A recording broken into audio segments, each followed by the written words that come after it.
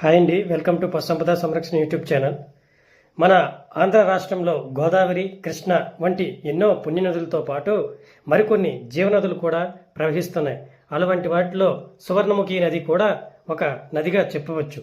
అలాంటి సువర్ణముఖి నది పార్వతీపురం జిల్లా మక్కువ మండలం శంబరి గ్రామంలో పుట్టి అక్కడ నుంచి మక్కువ, సీతానగరం వివిధ గ్రామాలన్నింటినీ కలుపుకుంటూ వంగర మండలంలో ఉన్నటువంటి మడ్డివలస డ్యాము దగ్గర ముగిస్తుంది. అక్కడ నుంచి నాగావళి, వేగావతి అనే నదులతో కలిసి త్రివేణి సంగముగా ఒక సంగమేశ్వర ఆలయం కూడా నిర్మించబడి ఉంది. అక్కడ నుంచి మన శ్రీకాకుళం జిల్లా పీడిపాలెం వద్ద సముద్రంలో కలవడం జరుగుతుంది. ఇలాంటి సువర్ణముఖి నది ఎన్నో పంట భూములకు, ఎంతో మందికి ఒక జీవనాధారంగా నివసిస్తుంది. ఇదిగో అండి, ఇదే త్రివేణి సంగమంలో ఉన్నటువంటి సంగమేశ్వర ఆలయం. Thank you. Please subscribe.